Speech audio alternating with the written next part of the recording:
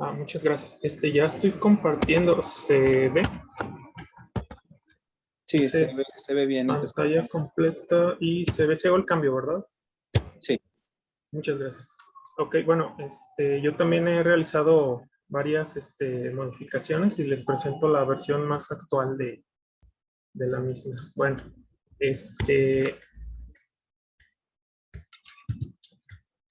el objeto de investigación es la modificación de personajes literarios y la creación de apócrifos o inéditos en adaptaciones cinematográficas, entendido como un proceso de reajuste al contexto social actual, propio de las estrategias de las industrias culturales y del entretenimiento.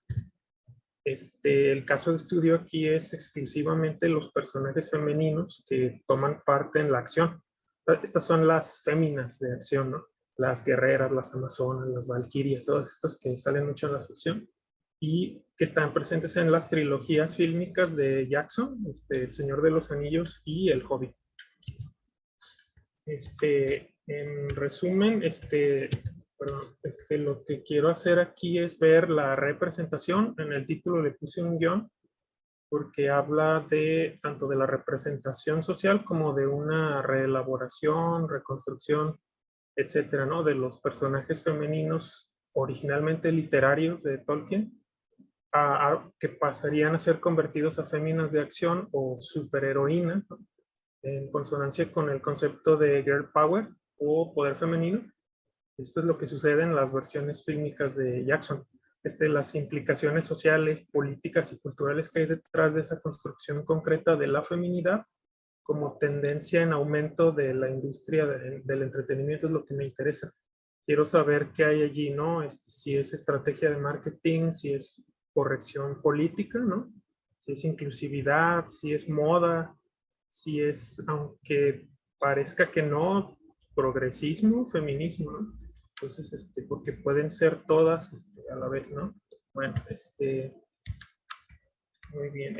¿Por qué específicamente los personajes femeninos es lo que me interesa? Bueno, aunque me interesa en lo personal todo lo referente a los personajes y los procesos creativos, un aspecto de ellos que tuviera relevancia social más allá del ámbito de las realizaciones literarias y de lo meramente creativo en el mundo del arte o del entretenimiento, era la problemática de la representación femenina, ¿no?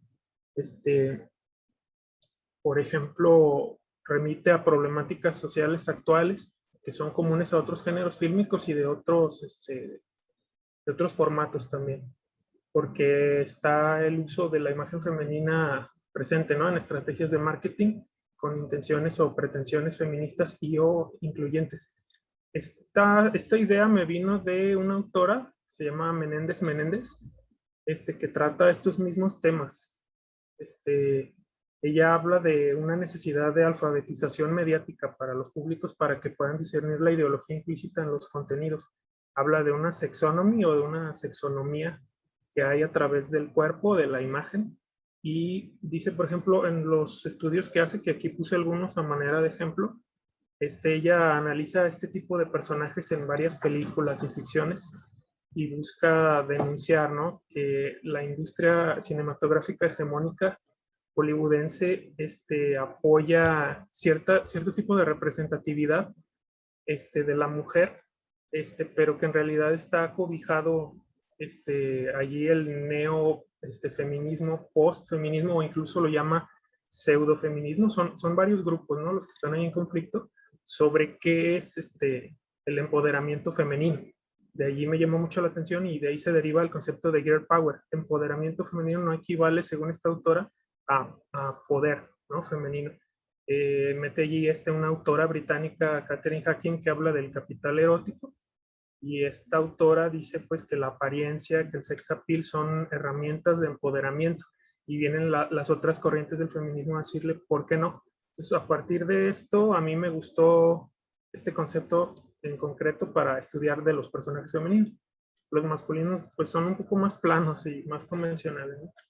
Entonces, bueno, aquí es un poquillo de la problemática que me interesa. Y aquí muestro un poco los personajes en concreto que voy a analizar. Son pues arquetipos verdaderamente de princesas, ¿no?, de cuentos de hadas. Por ejemplo, esta de aquí se llama Arwen. En el libro tiene una función muy pequeña y de una aparición muy breve, pero en la película, pues la actriz Liv Tyler, se fusionaron en ella varios tipos de personajes y la pusieron como guerrera, entonces a mí me llamó la atención inmediatamente. Esta otra es la única que tiene una especie de precedente feminista, es una especie de valquiria, ella sí se supone que lucha, pero al ser la única que lucha en la historia, hace que este punto tan especial en ella que la distingue pierda peso, porque están poniendo como guerreras a muchas otras. Entonces, también es interesante ver aquí. Esta otra es Galadriel. El autor mismo admitió que es una figura que ella vincula a la de la Virgen María, ¿no? Es una mujer inmortal, sabia, ¿no? Pero en la película también la ponen como una especie de mujer de acción y pues hasta la ponen como, no sé, maligna, oscura. Entonces también me gustaría analizar. Finalmente, esta otra se llama Tauriel, el personaje, aparece en El Hobbit, en la última trilogía, y el personaje ni siquiera existe en la literatura. Por aquí empezó también mi interés de estudiarlos. Es totalmente apócrifo y fue metido para introducir romance, hasta donde estoy viendo, y pues, como podemos ver, tiene belleza canónica, todo, o sea, no todo, con cánones eurocéntricos. Pero bueno, también para compararlo con el libro. Bueno, el problema de investigación es la adaptación que hace Peter Jackson de la literatura de Tolkien en su realización fílmica, va más allá del mero paso al formato audiovisual. Se trata de recontextualizarla al gusto y lógica contemporáneo, ¿no?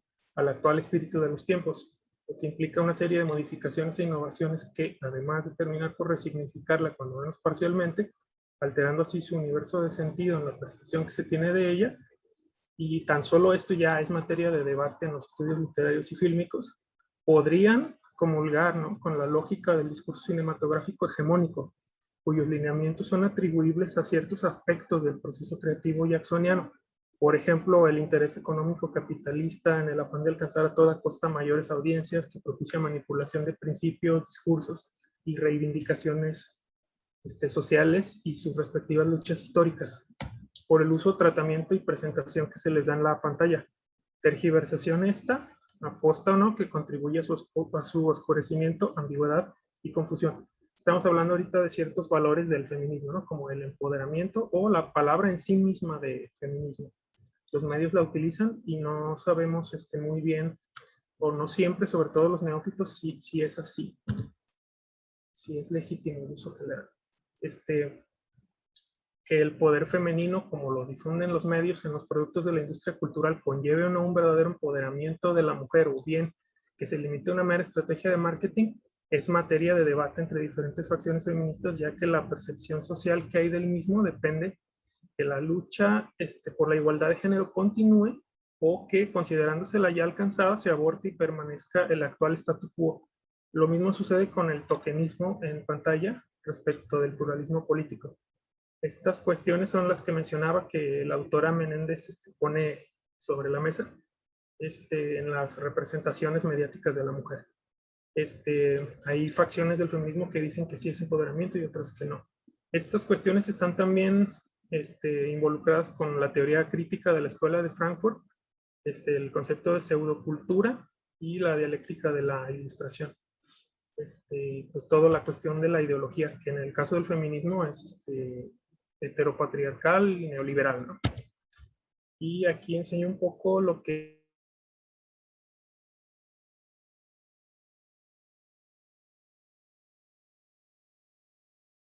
es el concepto de girl power o poder femenino. No existe el concepto como tal, es más bien ochentero, ¿no? Pero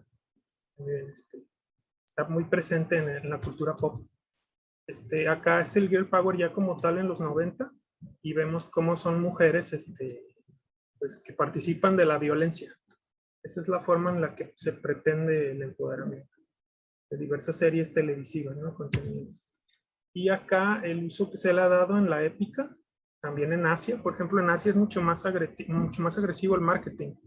Los cuerpos y las formas son mucho más llamativos.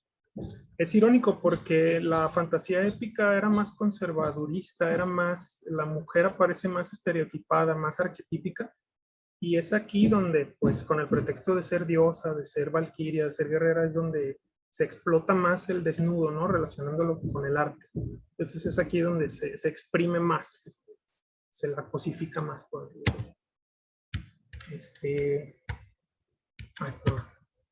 la justificación es la necesidad de revisar, ¿no? De sondear los productos mediáticos audiovisuales que la industria del entretenimiento emite bajo esa misma rúbrica de consumo, pero que pasan, ¿no?, a formar parte de la cultura popular o de masas y que pueden tener impacto o implicaciones sociales como potenciales caballos de Troya de adoctrinamiento en la difusión y vigencia de unos determinados valores o códigos de conducta impuestos por sobre otros y lo que pueda haber tras ello.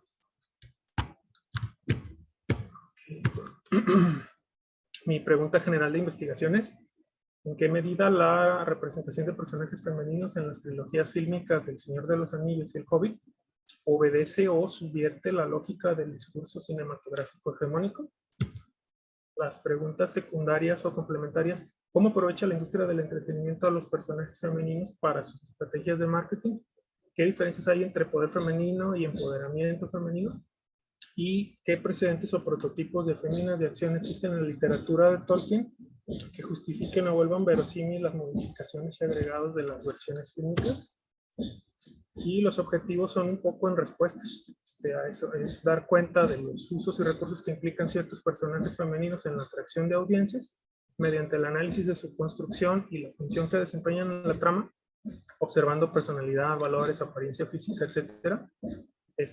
Revisar y clarificar el uso mediático de ciertas nociones y conceptos propios de luchas y movimientos sociales a los que la industria del entretenimiento recurre cada vez más, contribuyendo a tergiversarlos, ¿no? Como inclusión de la diversidad, que es pluralismo, que también lo denostan como tokenismo, que es meter personas de diversas etnias, nada más por cumplir con la cuota de inclusión, pero que también les resulta muy lucrativo, y el feminismo, como ya decimos, o conceptos de feminismo.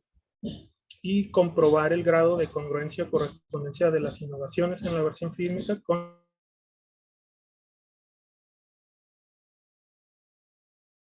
la respectiva lógica interna de la obra.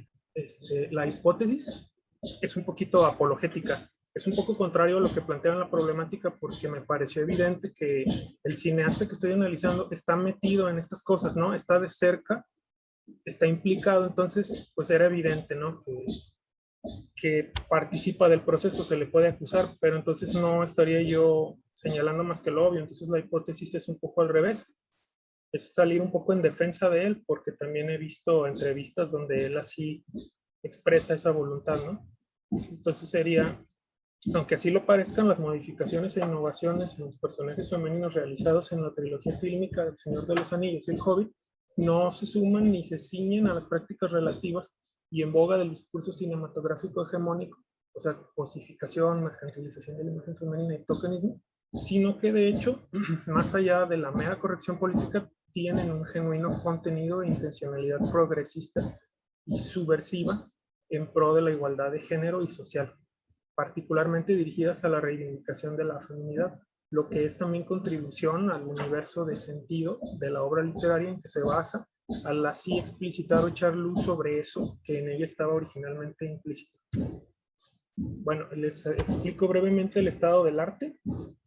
Vamos a trabajar estos puntos que pueden derivarse en otros más. No sé si se escucha ruido, disculpen, tengo vecinos aquí, están en obra, albañiles.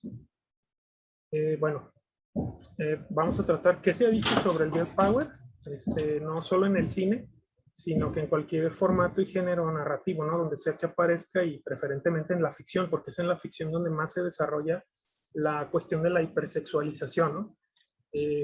Vamos a ver cómics o videojuegos, cine, TV. Aquí me centraré en la fémina de acción, lo que incluye a la guerrera o la amazona, que es un rol más activo de la mujer en la trama, donde llega a tener incluso el protagonismo. Y también vamos a ver representación de la mujer en el cine de aventuras, lo que incluye géneros como la ficción, fantasía épica, espada y hechicería, etcétera. Aquí hay convenciones y estereotipos de roles de género. Se toca el tema de la cosificación y mercantilización de la imagen femenina y el discurso cinematográfico hegemónico. La mujer es aquí arquetípica y estereotípica todavía, es pasiva, sumisa, porque es princesa, damisela en apuro, ¿no?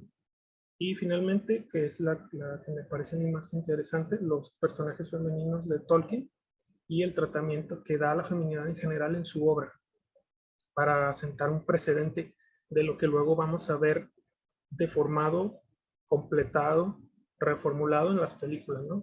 Va a ser el fundamento de la comparación. Bueno, aquí les hablo un poco de mi marco teórico.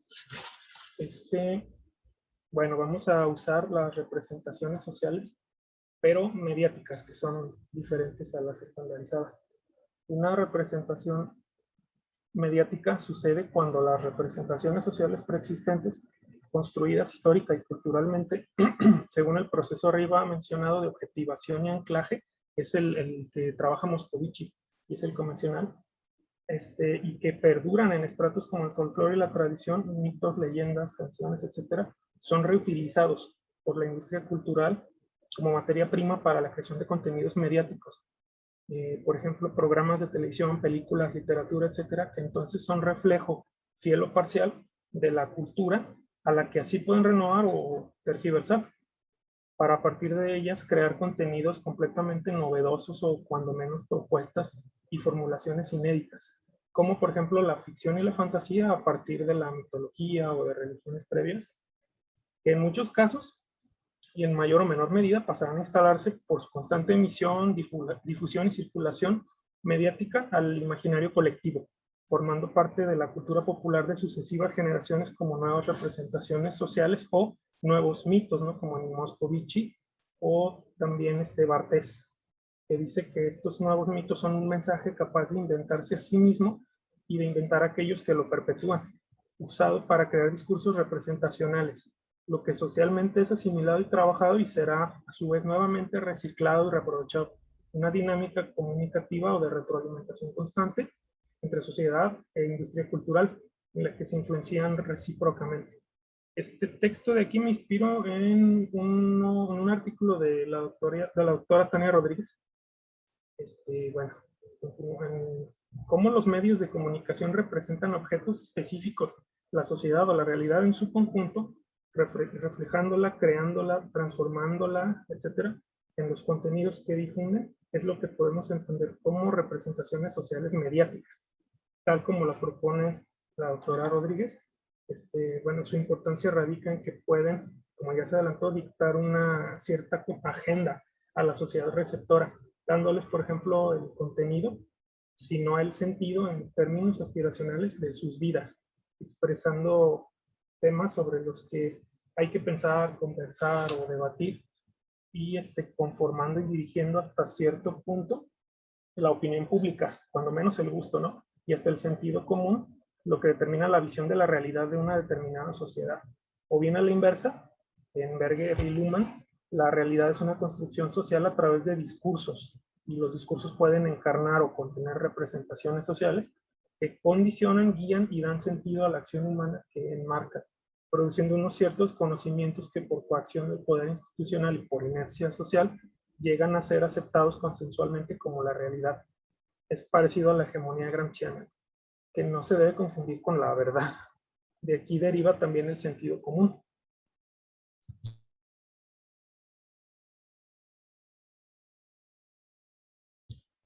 Bueno, importantes.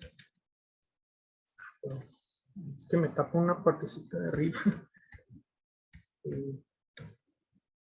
Bueno, no se trata únicamente, las representaciones sociales no tratan únicamente con el hombre o mujer de carne y hueso, sino que nos permitiría entender los trabajos creados conjuntamente y más allá de eso, la literatura, novelas, cine, arte, cualquier ciencia y las instituciones que les den forma objetiva.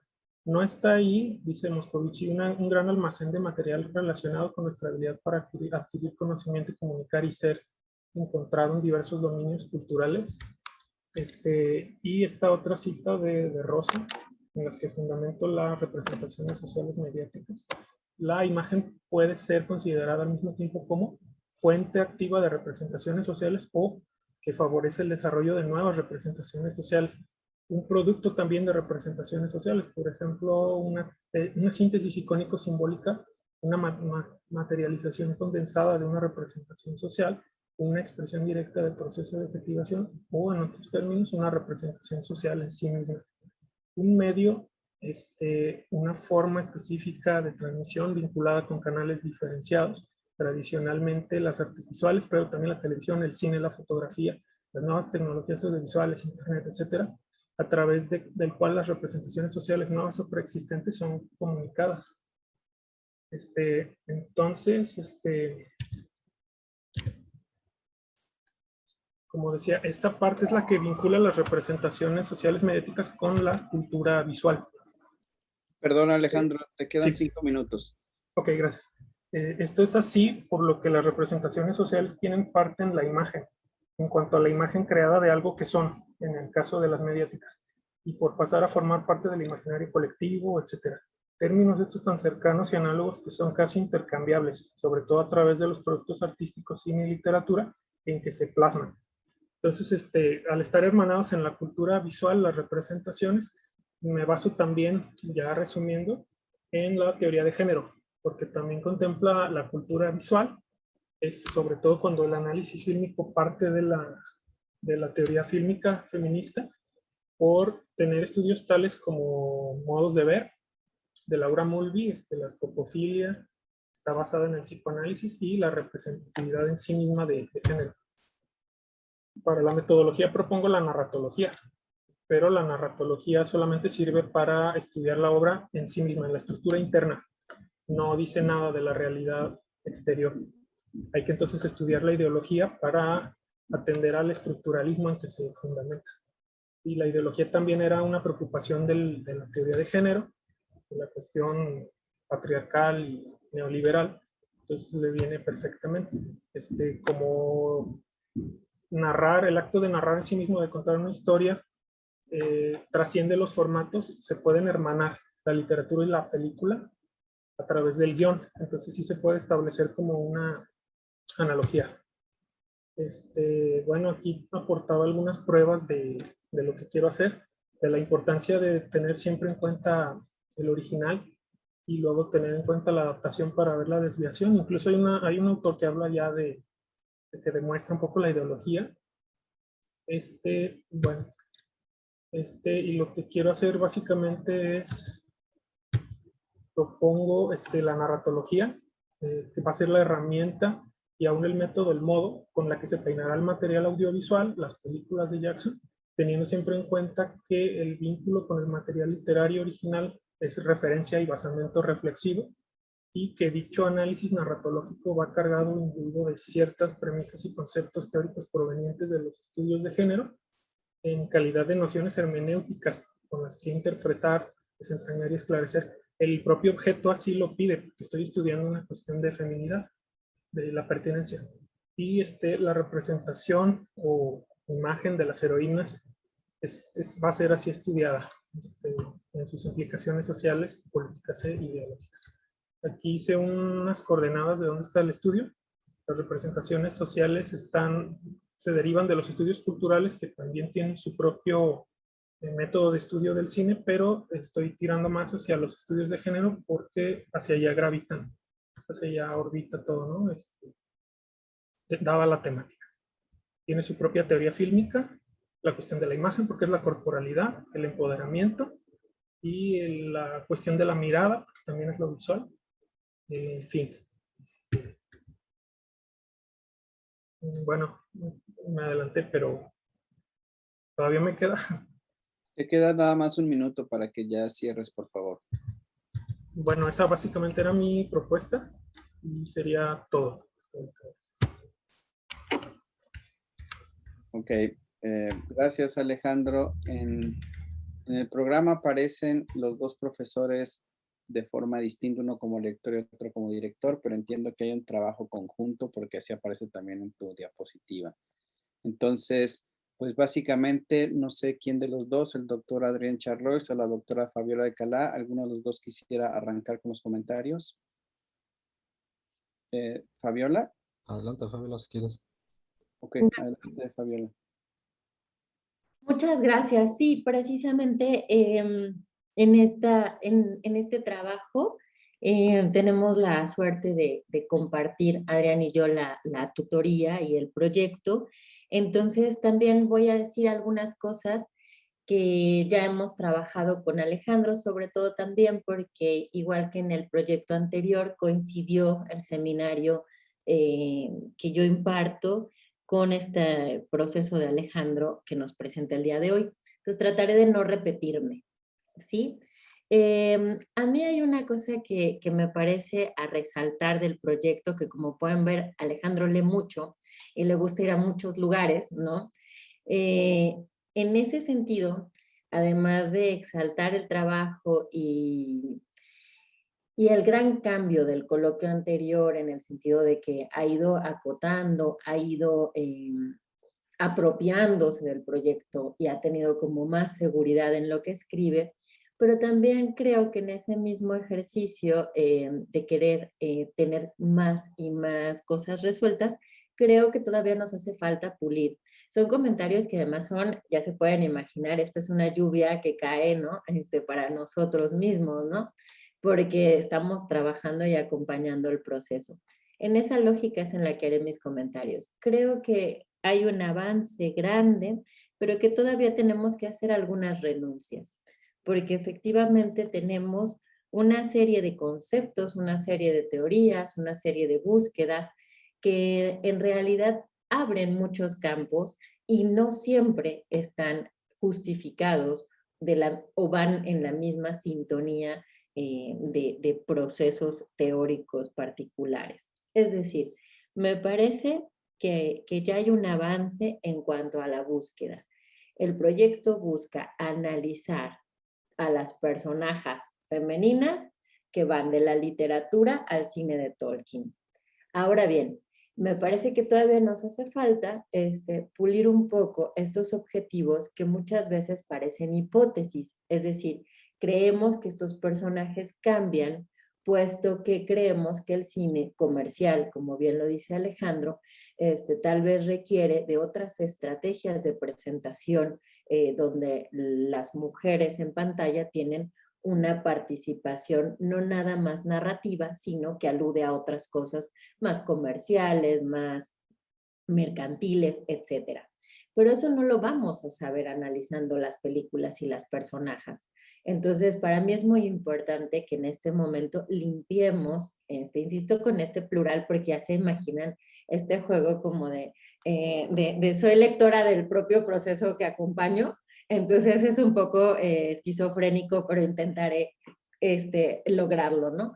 Creo que es muy importante que limpiemos la parte en la que quede claro que el proyecto es un análisis de cómo se comportan estos personajes en la literatura y en el cine, con la intención de revelar muchas cosas, con la intención de en ese proceso mirar muchas relaciones, algunas comunicativas.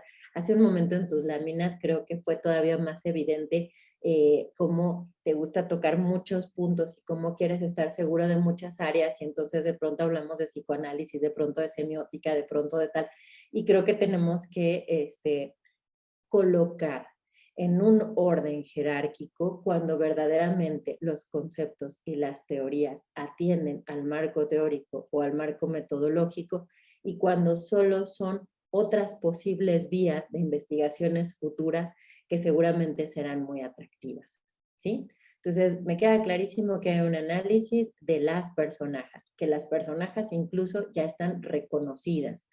Yo aquí sugeriría lo siguiente. Limpiemos un poco el marco teórico, en donde si ya decidimos hablar sobre la teoría de la representación y problematizarla, me parece que tenemos ahí mucho juego y que muchos de los otros conceptos que a ti te interesan forman parte de la teoría de la representación, es decir, ya están incluidos y no necesitamos abrir tantos otros caminos teóricos que en realidad lo que pueden hacer es perdernos, ¿sí? En ese sentido, en el marco metodológico, y esto ya lo hemos platicado con Alejandro, a mí me parece que efectivamente la narratología en sí nos permite ver qué hacen los personajes, pero si además de eso yo quiero ver un elemento social en ellos, pues requiero un instrumento adicional. Yo sugiero trabajar con la búsqueda de arquetipos y de estereotipos en el cine, que entonces nos permiten ver cómo estas mujeres cumplen o no con ciertos roles que la literatura y el cine ya da por determinados y por tanto genera un impacto social determinado. ¿Sí? Y en ese sentido, ver si estas personajes, estas 4, cumplen, se salen, modifican, hacen de manera diferente en un régimen o en otro, es decir, en la literatura o en el cine, algo que se espera de ellas, ¿sí? Yo creo que en ese ejercicio metodológico vamos a encontrar muchas cosas, pero soy completamente consciente de que lo más importante del trabajo es limpiar y seguir una línea un poco más clara y menos barroca, porque si no se pierde el interés de la propia investigación. No sé si soy clara. En ese mismo sentido, yo esto lo he platicado con Alejandro y creo que tenemos que dejarlo muy claro porque es un tema muy delicado hablar de feminismo, ¿sí? O sea, yo creo que hay que hablar de discursos feministas. Y como ya hemos trabajado con muchos de ustedes incluso, estos discursos son modificados históricamente y tienen sus características según desde dónde estamos partiendo. Entonces, a mí me parece que hay un riesgo que no debemos correr, que es, hay una investigación sobre los personajes femeninos que además podrían incidir, podrían tener alguna resonancia con alguno de los discursos feministas, pero no con el feminismo, porque el feminismo en sí ya tendríamos que estar elaborando, ¿no?, una tesis sobre qué entendemos al día de hoy sobre el concepto de feminismo. Y además, ya lo hay trabajado en el cine, en la literatura, de manera muy extensa, y creo que no es la búsqueda, sobre todo pensando en que la parte más incluso de ciertas conclusiones que ya anticipa Alejandro, ¿no? Como esta necesidad de crear unos personajes románticos o esta necesidad de crear unos personajes más deidades, ¿no? Que de alguna manera alimenten estos universos y les den un poco de fe, ¿no? Pensemos un poco en en Galadriel y su, ¿no?, connotación con la Virgen María. Pero cuidado, porque esto es interesante, pero no por fuerza feminista. Y no por fuerza la tesis trabaja sobre cuestiones de género. Eso es lo que a mí me parece siempre más delicado. Yo creo que el trabajo es una búsqueda narratológica sobre analizar cómo se comportan los personajes femeninos en el cine y en la literatura de Tolkien, con la intención de pensar si eso tiene una repercusión en la representación social de las mujeres en sus épocas determinadas. Porque además, y aquí seguramente Adrián tendrá más que decir que yo, pero también pensemos en que las novelas se escriben en una época determinada, en un contexto particular, y las películas en otro muy diferente. Entonces también esta lectura o esta adaptación a Tolkien va a requerir también un ejercicio temporal muy importante. Y entonces esa actualización temporal también va a condicionar una serie de cosas. Entonces, mi recomendación, primero, divido mis comentarios o mi intervención en dos. Decir, Alejandro ha crecido mucho en su proyecto, ¿sí? Incluso me atrevo a pensar que cuando empezamos a trabajar al principio de este semestre había muchas más dudas, porque es de estos estudiantes que tiene ganas de resolverlo todo, ¿no? En un solo proyecto de tesis. Entonces, esa sensación que ya la platicamos, que lo hemos hecho cara a cara, me parece que es importante entender que la tesis tiene que situarse en resolver una pregunta de investigación particular y que ya habrá más investigaciones para seguir tocando y tocando y tocando bibliografías y campos que nos apetezcan, pero que vale la pena no revolver cultura visual con análisis del discurso, con psicoanálisis, con semiótica, porque entonces estamos de acuerdo que ese cóctel no tiene mucha lógica. Pero entonces hay un avance grande entre lo que teníamos de dudas y este texto que ya va adquiriendo forma. ¿Qué necesitamos hacer con este texto o que creo yo que puede funcionar? Hacer una limpieza, hacer una lectura mucho más lineal sobre el objetivo central y sobre el análisis. Que de ahí se van a desprender muchas cosas. Creo que a veces las ansiedades en las investigaciones es que antes de entrar al análisis en sí, queremos ver todo lo que puede dar, ¿no? Y de todo lo que vamos a hablar con esto. Y es interesante, pero hay que tener también su mesura. Los aciertos que yo veo es que hay 3 capítulos bastante elaborados y con sus matices, pero que ya existen y que ya permiten una base para seguir trabajando, ¿sí? Mi recomendación siempre va a ser tener mucho cuidado con las cuestiones de género, tener mucho cuidado cuando hablamos de toda esta parte de conceptos vinculados al feminismo, porque siempre hay que contextualizar. Y sigo pensando que en la metodología, este salto que puede ayudar a no quedarnos exclusivamente viendo cómo funciona narratológicamente un texto literario cinematográfico y poder hacer el puente con la incidencia o la representación social, puede venir gracias al trabajo de los estereotipos o de los arquetipos. Esa mirada podría funcionar como puente y podría arrojar bastantes luces. El concepto de girl power también me parece que hay que trabajarlo, me parece que es que tal vez vaya a ser más una conclusión que un título de tu tesis, esto también lo hemos platicado. Yo creo que podemos hablar de la representación de ellas, pero no por fuerza tenemos que entender que todas ellas manifiestan, representan, aluden a un concepto que además es complejo y además hay que explicarlo en su contexto, porque no es nada más lo que todos podamos entender de forma, ¿no? Una simple traducción sobre girl power, sino que ahí están implícitas muchas cosas y muchas tradiciones del feminismo. Entonces también me parece que podríamos este concepto llevarlo a otro momento, incluso mucho más descriptivo que como un elemento clave, que no creo que nos abra demasiadas puertas, sobre todo porque tú mismo cuando pones las imágenes de los personajes que quieres estudiar, te das cuenta que no todas son heroínas en plan guerreras de acción, sino que tienen unos roles diferentes, unos roles que además ayudan a aglutinar la narración y por algo será. Me imagino que por ahí tiene que ir también tu búsqueda. Muchas gracias. Creo que por mi parte es todo. Sobre todo, insisto, con este ejercicio un poco esquizofrénico en el que no estamos hablando de la tesis que de alguna manera también acompañamos, pero también contándoles que este proceso también a 4 manos, pues es a 6, ¿no? 4 las direcciones, pues es muy enriquecedor porque también podemos entre nosotros acompañar, pensar y ver muchas cosas que a veces espero no te confundan, Alejandro, y más bien te ayuden a terminar un documento que sea más limpio y menos ambicioso, pero que también por lo mismo y por el grado de trabajo que tienes, sea profundo. Muchas gracias. Muchas gracias, doctora Fabiola. Doctor Adrián, adelante. Gracias, doctor. Yo voy a poner a la inversa lo que comentaba Fabiola de que es lectora de un proceso que acompaña.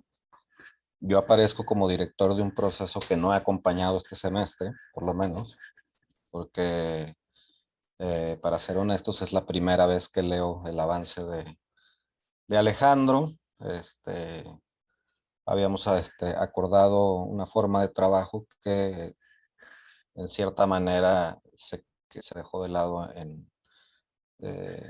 lo largo del semestre. Entonces, comento prácticamente como si fuera una lectura nueva, aunque coincido con la doctora Alcalá que se va notando un avance respecto a lo que se presentó el coloquio pasado y respecto a los múltiples desórdenes que había desde el semestre anterior, que han quedado mucho mejor organizados.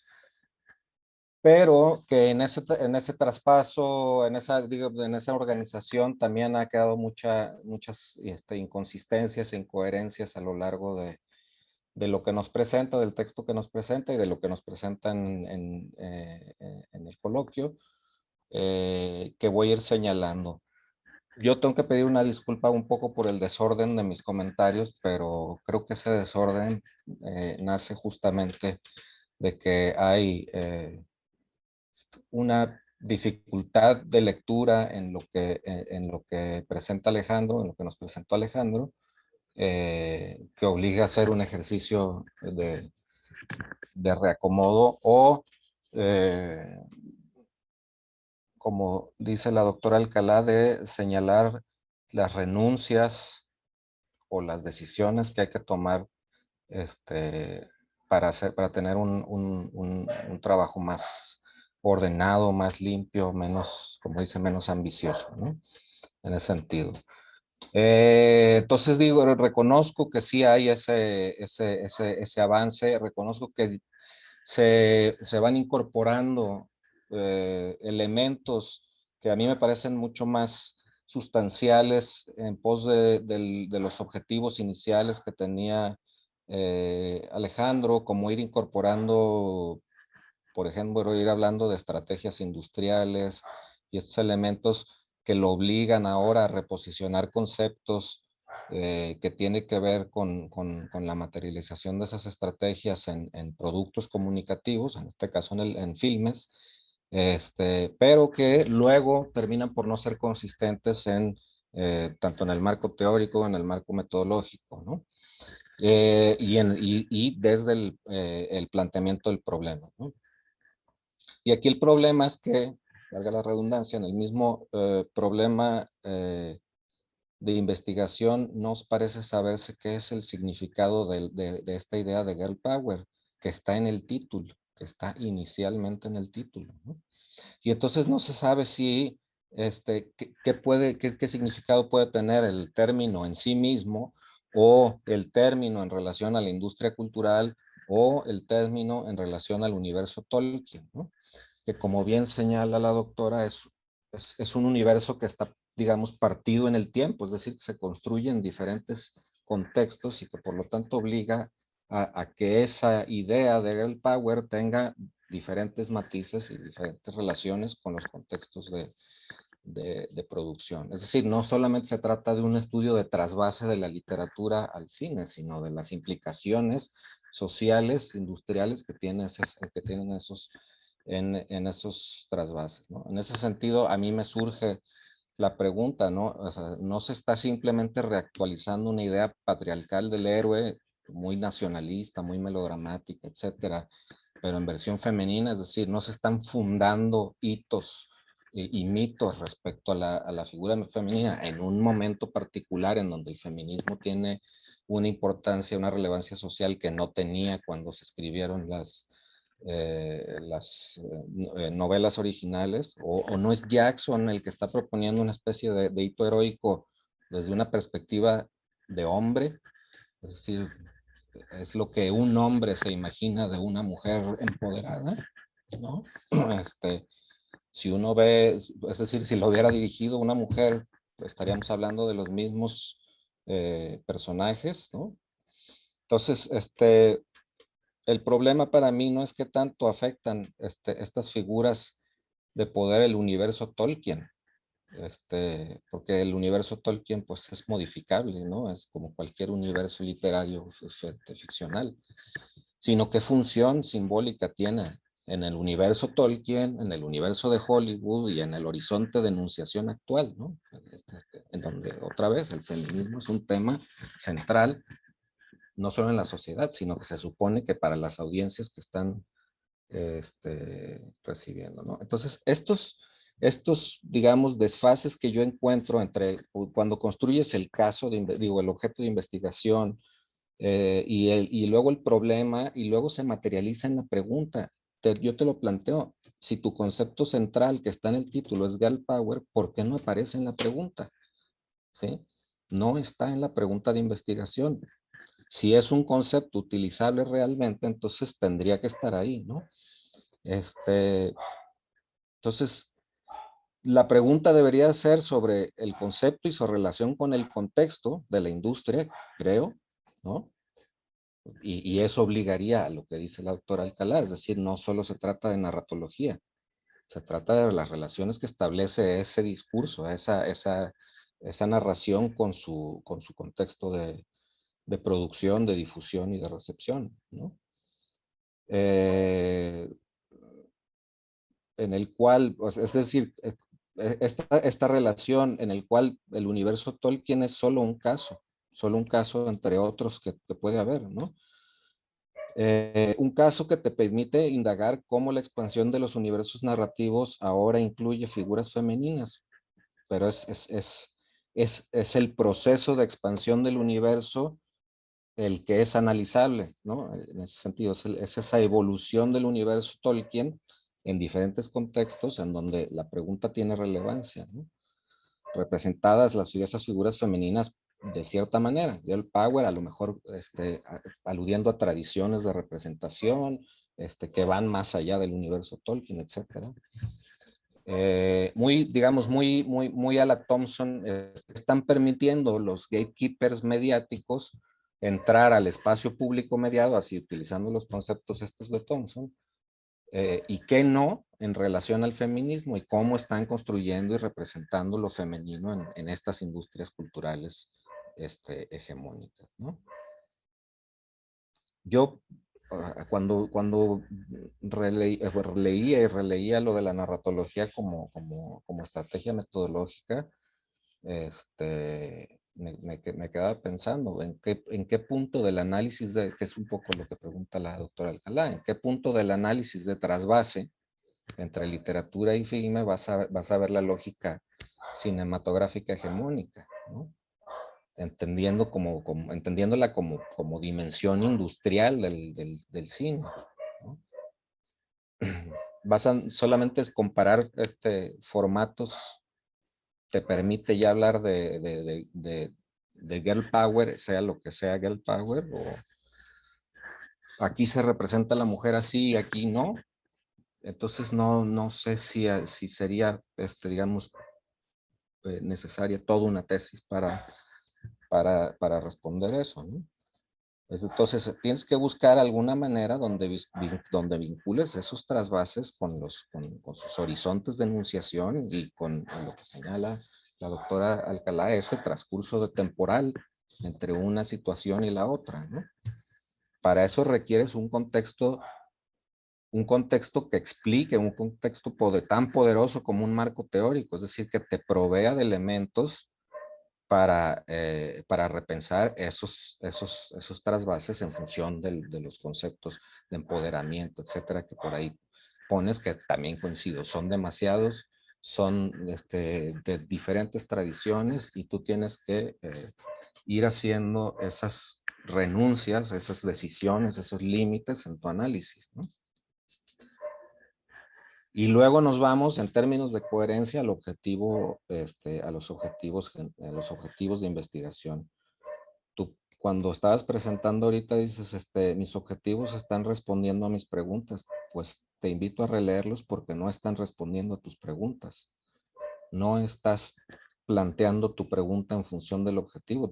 No hay un objetivo general para empezar. Entonces son una serie de objetivos, chicos, que responden a pedacitos de la pregunta en la que, por ejemplo, en los objetivos sí mencionas girl power, en la pregunta no lo mencionas. Entonces, no entiendo bien cómo cómo estás articulando esas cuestiones, ¿no? Tengo otros comentarios que me surgen un poco de la pues de la forma en que planteas las cosas, en que las escribes, ¿no? Retomo la idea de hablas de algunos feminismos y de diferentes facciones feministas, pero no nos contextualizas cuáles son algunos feminismos, ni siquiera los citas.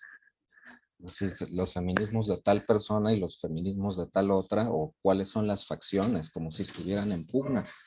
¿Cuál se está peleando con quién? O sea, piensa que el que pelea no es forzosamente especialista en estudios de género o en feminismo como para saber quiénes son las facciones en pugna, ¿no? Entonces hay que ser claros en esas ideas. Y luego algunas, francamente, un poco desafortunadas, como mencionar caballos de Troya ideológicos. No sé a qué te refieres con eso, como si el feminismo fuera un enemigo ideológico que usa los productos de masas para entrar a las audiencias, entrar a las audiencias. Aquí hay que pensar más en las relaciones entre narrativa, discurso, contexto y en esa relación qué función tiene lo que nombras como girl power. No sé si lo estás pensando desde tu perspectiva de fan de Tolkien, al que le molesta la inclusión de figuras femeninas, pero acá es más bien una cuestión de preguntarse el rol que juegan esas representaciones, ¿no? No se trata de ver si son caballos de Troya. O sea, no, la idea misma de caballo de Troya ya tiene una carga simbólica enorme, como para ponerla en el centro de una tesis, ¿no? En tu planteamiento de un problema. Pues ya nos está diciendo un poco de tu posicionamiento respecto a la inclusión de figuras femeninas. Y yo pienso en todos estos debates que se arman en Twitter, en Facebook, cuando decidieron que la sirenita ahora iba a ser una mujer afroamericana y salieron todos estallando porque, ¿no? ¿Cómo era posible? Y qué exagerada, y no hay afroamericanos en el mar, como si hubiera blanco. O sea, ¿sí me entiendes esa lógica? Entonces, a mí me parece que tienes que tener más cuidado en cómo manejas ese lenguaje. Y si no es un estudio de género y si no es un estudio sobre feminismo, sino sobre representación, entonces ser un poco más cuidadoso eh, con esto, ¿no? Es decir, los filmes no están ajenos a la discusión pública sobre el rol de género y sobre el papel de la mujer. Están ahí dentro de, ¿no? No los veo por ningún lado que sean caballos de Troya, pues, ¿no?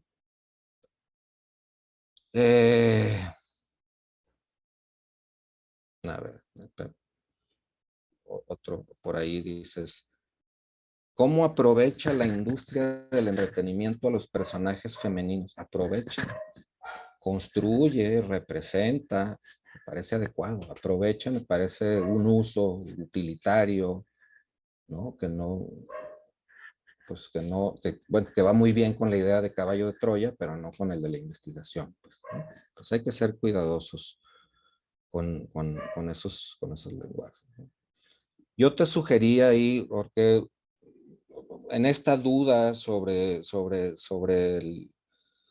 la cuestión de la narratología como metodología, que no me parece mal, finalmente, o sea, lo único que le falta al punto es el puente que menciona la doctora Alcalá, ¿no? ¿Cómo vamos a hablar de representaciones si no solamente estás hablando del proceso narrativo, pues, que está sucediendo, ¿no? Yo, claro, yo trabajo más temas de memoria y eso, y a mí me gusta mucho el concepto de remediación, que trabaja Burnow. Si quieres luego te paso la lectura, ¿no?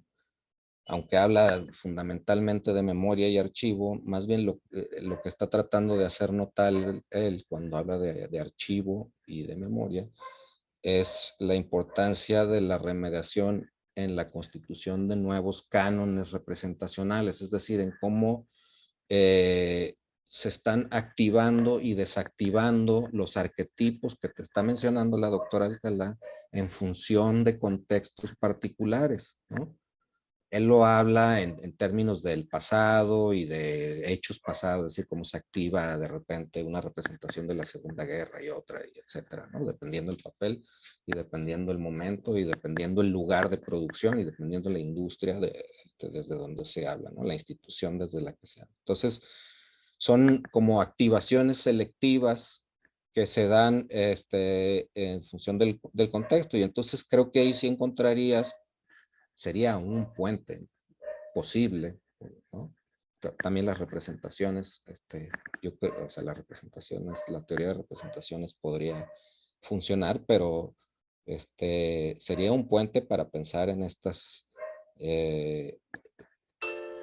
perdón, en estos, no, disculpa, ya me sacó de onda, en estas activaciones digamos, puestas en una temporalidad, ¿no? Es decir, en la novela sucede así, en el cine sucede así, y en lo que haya intermedio sucede como, ¿no? Porque de Tolkien no es que se deja de hablar y luego se vuelve a aparecer el cine, o sea, en el cine, ¿no? Hay todo un club de fans, de seguidores, que han visto, tú mismo me lo has planteado, yo no, francamente el universo Tolkien lo conozco casi que de oídas, pero tú mismo me has planteado, hay hasta estudios, ¿no? Hasta departamentos en universidades que se dedican al tema. Entonces, si los hay, entonces hay que rastrear esas activaciones, desactivaciones en los diferentes discursos que hay sobre el universo Tolkien, ¿no? Si hubiera videojuegos, si hubiera cómics, si hubiera esto, si hubiera lo otro, habría que hacer ese rastreo para que no quede como que es un paso, solamente un salto de literatura al cine, ¿no? Sino que hay un proceso previo, y que todo esto te obligaría a preguntarte básicamente por qué ahorita se activa esa representación, ¿no? Y entonces volvemos a la necesidad de un contexto y de representar una serie de discusiones actuales sobre feminidad, sobre feminismo, sobre luchas, sobre etcétera, en donde se posiciona esa figura de girl power que yo sigo sin saber si es un hombre pensando en la representación de una mujer, ¿no? O sea, como en el caso de muchas de las figuras de girl power que nos presentaste ahorita, ¿no? O sea, ¿quién las está creando? ¿Quién se está imaginando que empoderamiento femenino quiere decir musculosas, guerreras, semidesnudas, todo esto, ¿no? Porque de ahí la importancia de la representación, ¿sí? ¿Y cuáles son las audiencias de eso? Generalmente, digo, las ideales, las pensadas. Sí, claro, si se pudiera hacer un estudio de audiencia sería bellísimo, pero no va con la tesis, pues. Pero, o sea, ¿para quién están pensando eso? ¿No? ¿Para los fans de Tolkien? ¿O para la sociedad en general? O sea, o para entrar al discurso público sobre feminidad, ¿no? Bueno. Otra vez, respecto al lenguaje que utilizas, hablas de tergiversar, engañar, prejuiciar, homogenizar ideológicamente, ganar para la causa, como con mucha ligereza, como si fuera un plan macabro de alguna institución, ¿no? Me resuena mucho todas estas teorías del nuevo orden mundial, ¿no? Entonces, aguas con eso, son agendas que se dan en industrias y en contextos específicos, ¿no? Hay que ver si la clave mercadotécnica es que tiene una orientación clara y atraviesa las narrativas, pero son más campos en disputa en función de contextos de sentido que planes, ¿no? Hay que ser cuidadoso en eso. Yo creo que hay conceptos en la comunicación que son mucho más útiles para pensar eso que tergiversar y eso, como agendas, enmarcamientos, premediaciones, etcétera, ¿no? Remediaciones, y que valdría bien explorar que en estos términos industriales, no en los narratológicos, que estas formas de plantear, ¿no? Yo creo que el intento va más allá de ganar audiencias. No creo que la película en sí tuviera perdido audiencias. Yo creo que todo mundo del fan del universo Tolkien esperaba la película desde hace años, ¿no? O sea, no era ese plan de ganar. Es como Star Wars, que prácticamente no necesita ganar audiencias. O sea, podrá perder en todo caso, porque la película no fue lo que esperaban, pero no creo que sea el plan, o sea, no creo que solo lo mercadotécnico tenga que ver, ¿no? 2 minutos, doctor Adrián. Gracias. Sí, no, más bien una cuestión de establecer posturas discursivas en el debate que trasciendan al universo Tolkien y a la narrativa, etcétera, ¿no? Como el caso del feminismo. Bueno, pues ahí me quedaría con los comentarios. Los demás se los voy haciendo a Alejandro ya pasándole el trabajo que nos mandó. Gracias. Muchas gracias, doctor Adrián, doctora Fabiola. Estamos ya pues sobre tiempo. Como anticipé al inicio de la presentación, no tenemos una presentación posterior, de ahí que nos hayamos extendido un poquito más. Sin embargo, así como le hicimos con el resto de presentaciones, me parece que para que sea más o menos equitativo, dejaré 5 minutitos más por si alguien aquí de los profesores o los compañeros presentes quisiera hacer algún comentario general, muy breve. Gracias. Adelante, Frida. Gracias. Qué interesante. Felicidades por el proyecto y a los asesores. Me llamó la atención una de las preguntas de investigación, creo que era la pregunta principal, que era algo así como cuál es la contribución de un producto cultural, en este caso las películas basadas en la obra de Tolkien, a la igualdad de género. Y desde aquí, sin conocer el proyecto, nada más mi reflexión es que tal vez se trata de una pregunta ambiciosa que necesariamente nos lleva a revisar cuestiones que tienen que ver con teorías de género, ¿no? Que era lo que decía la doctora Fabiola, que ella decía que es peligroso, pero pues, la propia pregunta te lleva a eso, entonces habría tal vez que tener otro enfoque, preguntarnos otras cosas acerca de la representación, además de que la pregunta, yo supongo, exige transparentar el enfoque desde el cual se analiza, desde el cual la persona analiza y se posiciona para responder esta pregunta. Por ejemplo, y bueno, me llama la atención porque incluso en la hipótesis se aventura una respuesta a la pregunta. Y por poner un ejemplo de enfoque, pues desde la interseccionalidad, pues esta representación de personajes no se sale del discurso hegemónico prevalente sobre las relaciones de género, porque pues se reproducen estos roles, se reduce el margen en que los personajes femeninos rompen con estereotipos tradicionales.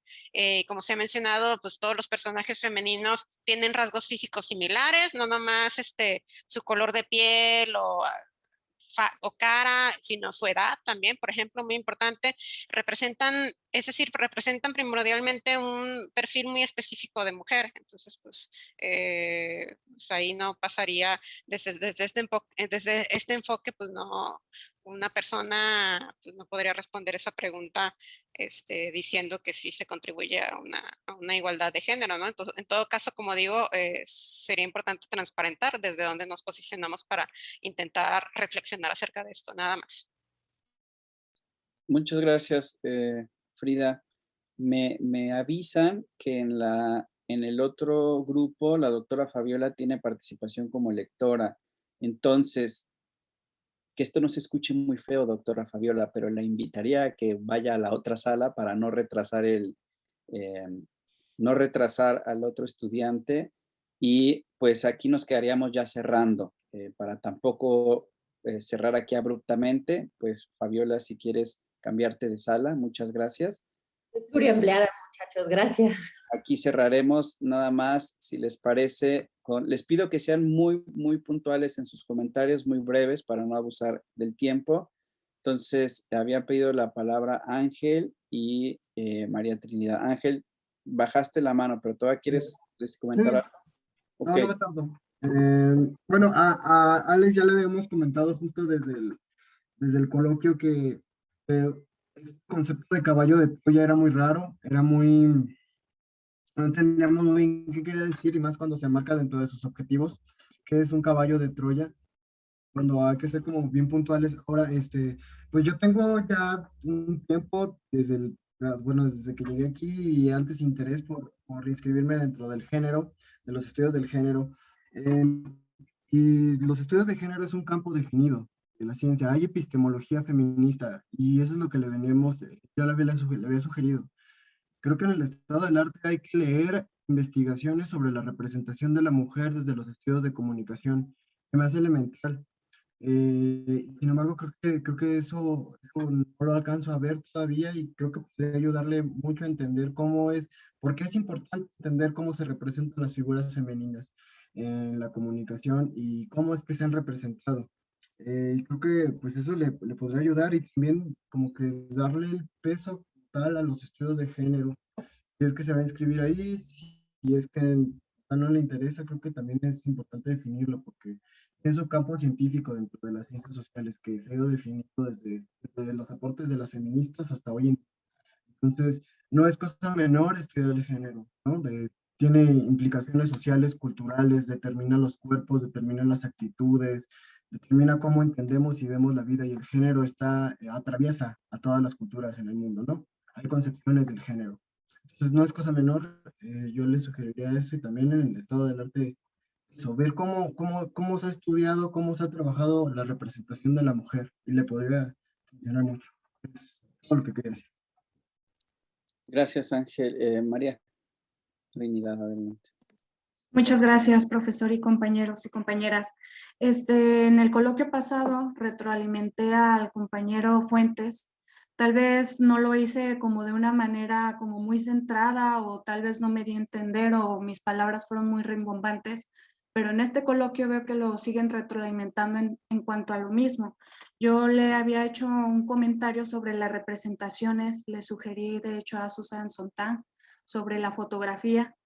Y también hay algo muy curioso que creo que sí se tiene que tomar en cuenta. Y bueno, ahorita ya se fue la profesora Fabiola, que está muy adentro de todos estos temas feministas. Y bueno, porque yo una vez la vi en un coloquio, no sé si todavía siga de la misma manera. La situación aquí es de que pasa algo muy curioso con Fuentes. Él menciona una cosa, pero al momento de que lo lees y utiliza como esto del caballo de Troya, encuentras que son cosas diferentes. O sea, te estás posicionando como que, o sea, parece como que si realmente estuvieras señalando que el feminismo está usando o está usurpando en personajes, y que están quebrantando como la historia, que la están modificando. O sea, me parece más bien como un reclamo de un fan, más allá que un análisis.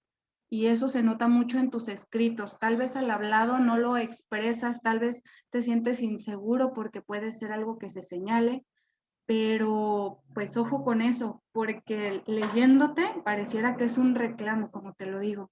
Y aparte está esto que te lo mencioné la vez pasada, el arte, entre ello el cine, es representativo. Si antes no tuvo un papel primordial la mujer en toda esta obra, fue porque así era la sociedad. Ahora las cosas se supone y están cambiando, que es lo bueno. Las mujeres ya no somos como esta parte de atrás y sumisa. Y yo creo que ahí también hay algo interesante que se podría ver si nos quitamos ya como toda esta egocentrismo, como le queramos ver. Tal vez eso puede ser algo muy interesante que refleje tu investigación, más allá de verlo como un ataque o decir, oh, me están regañando, me están criticando. Que yo te lo digo desde la creencia que veo muchas oportunidades, y creo que puede ser un gran aporte a lo que tú estás haciendo. Y ya, esa es mi participación. Muchas gracias, María Trinidad. ¿Alguien más quisiera hacer un comentario? Ya estamos en realidad sobre tiempo y cerrando. Si no, yo haría uno muy, muy sintético y rápido. Yo, en realidad, sin conocer el documento in extenso con lo que nos has presentado, me quedan dos preocupaciones muy grandes, y una es la variedad temática y la variedad conceptual. Alcanzo a contar por lo menos 6 proyectos diferentes que apuntan en direcciones muy distintas y que tienen niveles de abstracción muy diferentes. Sí, uno los puede relacionar casi de sentido común, pero no es tan simple. Vas desde el cambio de personajes, estos procesos que la semiótica los tiene muy claros, que son los procesos de traducción semiótica, cuando vamos de la pintura a la fotografía, de la fotografía a la música, de la música a la literatura, y la literatura al cine. Y lo que para ti te parece problemático, a la semiótica le parece algo completamente natural, porque son precisamente procesos de traducción semiótica. Pero después vas al tema del poder femenino, del empoderamiento de la mujer, de la revisión ideológica de los productos audiovisuales, la representación, o sea, por lo menos en tu exposición conté 6 temas. ¿Y cuál es el riesgo cuando no hay definido con claridad uno al centro? Que aquí habemos muchos profesores y muchos alumnos y cada uno va a captar uno. Y sobre ese te va a decir, yo creo que esta es la mejor teoría, yo creo que tendrías que hacer esto.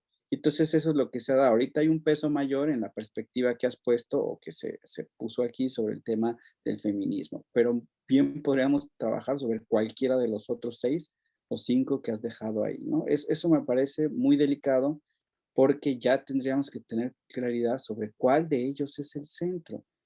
¿Qué consecuencias inmediatas hay? Tu esquema final, que hay que decirlo, estás mezclando teorías que son inconmensurables. No se trata de elegir porque alguien mencionó a Barthes y sobre todo me sorprende que muchas de tus citas son de segunda mano. La translingüística de Barthes tuvo sus límites en los años 60 y 70. Nadie más ha trabajado con Barthes y no es el único que trabajó esas dimensiones. Siempre recurren a Foucault para hablar del poder. Yo no sé por qué. ¿Qué relación tendría Foucault, Barthes, Moscovici, solo por nombrar algunos, con la cultura visual, la teoría de género y la narratología? O sea, a ver, pausa. No puede ser que se mezclen esos universos conceptuales tan diversos. Y eso sí hay que decirlo y hay que llamar mucho la atención sobre eso. Me parece que tanto la doctora Fabiola como el doctor Adrián te han hecho comentarios en ese sentido, ¿no? Eso hay que decirlo así. O sea, se están mezclando universos conceptuales que no se pueden mezclar tan fácilmente. Y que en realidad cada uno de ellos, entiendo, responde a uno de los 6 proyectos que te plantaste atrás. Las representaciones a uno, la semiótica por el asunto narratológico, que por cierto eso no trabaja Barthes en todo caso, ¿no? Habría otros semiólogos. Yo alguna vez te recomendé en primer semestre que si eso es lo que querías trabajar, podrías trabajar con el macroprograma que creó Umberto Eco para eso y que lo desarrolló en su libro que se llama Lector in Fabula, ¿no? Y que tiene un concepto maravilloso que se llama cooperación textual, porque los textos no tienen una estructura que permite ciertas cosas, pero requieren que alguien los interprete. Es un poco lo que te decía Fabiola, y cómo salgo de ahí para decir que eso le hace cosas al mundo, y que el mundo cambia o no porque alguien puso una mujer o no como protagonista central. Y eso lo hace Eco con su concepto de paseos narrativos y de cooperación textual, con sus 3 propuestas de los lectores, que no son lectores físicos, pues, son lectores conceptuales, ¿no? Pero tampoco sé si sea eso. Entonces, yo recomendaría una limpieza general de seleccionar cuál es el tema central y sobre ese seleccionar un universo conceptual que te ayude a explicar. De lo contrario, los grandes problemas van a venir a la hora de la metodología. Y la única forma de solucionarlos es ignorar todo y empezar a hacer inferencias generales de sentido común, lo cual no es lo que se espera para un trabajo de maestría. Entonces, poner mucho cuidado en esas 2 dimensiones y en esto que ya te comentaron tus 2 lectores asesores, ¿no? Bueno, estamos ya sobre tiempo, pero Alejandro, te pediría que hagas el uso de la palabra de manera muy sintética para poder cerrar ya con esta mesa. Está aquí ya con nosotros también el doctor Pablo Arredondo, el coordinador del programa, quien seguramente hará ya el cierre formal de esta mesa, de este segundo coloquio. Pero antes le pediría a Alejandro que haga uso de la palabra, igual que lo han hecho el resto de sus compañeros, y te pediría, Alejandro, que fueras muy breve. Bueno, antes que nada, agradecer a todos por sus comentarios. Muchísimas gracias. Nunca había recibido tanta retroalimentación.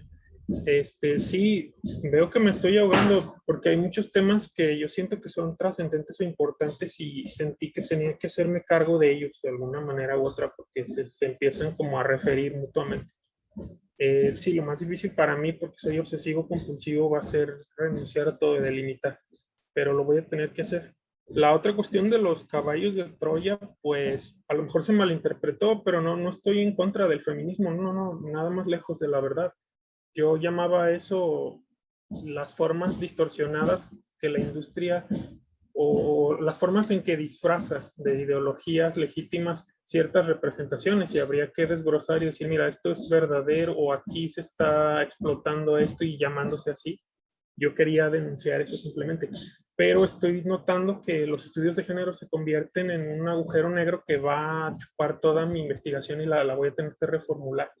Entonces sí, yo creo que voy a tener que cortar por lo sano y salirme de ahí, porque pues no soy especialista. Yo la verdad no soy neófito en esos temas, son los que leo los artículos y refiero. Y no sé si me quiero ir para allá, de hecho creo que no. Entonces voy a tomar la salvaguarda de lo que me dijeron mis lectores y directores. Entonces, vamos a ver qué se hace pronto. Muchísimas gracias. Muchas gracias, Alejandro, por lo sintético de tu comentario. Pues de mi parte únicamente agradecerles a todos ustedes su puntualidad, su atención, su participación.